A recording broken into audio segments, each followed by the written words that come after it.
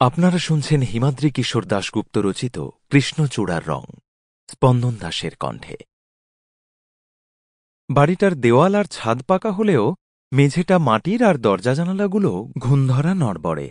ঘর বলতে একটাই, তার সঙ্গে খড়ের ছাউনি দেওয়া সামনে একটা বারান্দা, আর ঘরের পিছনে দরজা দেওয়া একটা বাথরুম ও সাথে কুয়োতলা। তবুও বাড়িটা বেশ পছন্দ হল শিশিরের।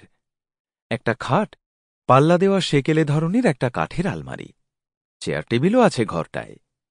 শিশিরের আর কি চাই? দিব্যি ৩-৪টে দিন সে কাটিয়ে দিতে পারবে এখানে। আশেপাশে তেমন ঘরবাড়ি না থাকলেও ল্যান্ডস্কেপ অসাধারণ। সামনেই জয়চণ্ডী পাহাড়, বলতে গেলে পাহাড়ের কোলেই বাড়িটা।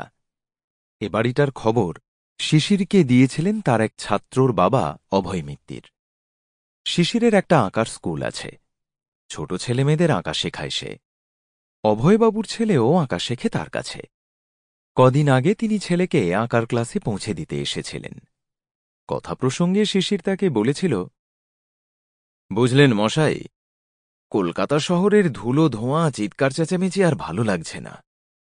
কোনো একটা জায়গাতে গিয়ে নিশ্চিন্তে কাটিয়ে আসতে পারলে ভালো হতো, যেখানে লোকজন গাড়ি ঘোড়ার উপদ্রব নেই।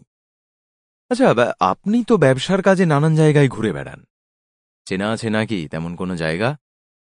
অভয়বাবু একটু ভেবে নিয়ে বলেছিলেন, পুরুলিয়া যাবেন? জয়চণ্ডী পাহাড়ের কাছে আমার পরিচিত এক ভদ্রলোকের ছোট্ট একটা বাড়ি আছে।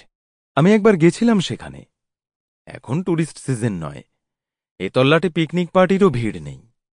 আর বাড়িটাতে থাকতে কোনো ভাড়াও লাগবে না, কেয়ারটেকারকে টাকা দিলে সেই রান্নার ব্যবস্থা করে দেবে। তবে হ্যাঁ, বাড়িটাতে ইলেকট্রিসিটি নেই, এটাই শুধু সমস্যা। একটু যদি সহ্য করতে পারেন তো আমি সেখানে আপনার যাত্রার ব্যবস্থা করে দিতে পারি। কাছেই একটা আদিবাসী গ্রাম আছে, খাঁটি দুধ, মুরগি, ডিম সব পাবেন। শিশির কথাটা শুনেই বলেছিল, আপনি ব্যবস্থা করুন। আপনার কথা শুনে যা মনে হচ্ছে যে জায়গাটা আমার পছন্দই হবে। গরমের ব্যাপারটা আমি মানিয়ে নেব। তার কথা মতো এ বাড়িতে শিশিরের থাকার ব্যবস্থা করে দিয়েছেন অভয় মিত্তির। এ বাড়ির মালিক পুরুলিয়া শহরে থাকেন, তাকে টেলিফোন করে সব বলে দিয়েছিলেন। সেই মতো বাড়ির মালিক এ বাড়ির কেয়ারটেকারকে বাস রাস্তায় পাঠিয়ে দিয়েছিলেন শিশিরকে এ বাড়িতে নিয়ে আসার জন্য।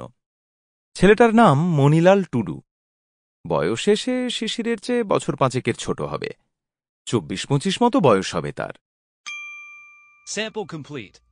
Ready to continue?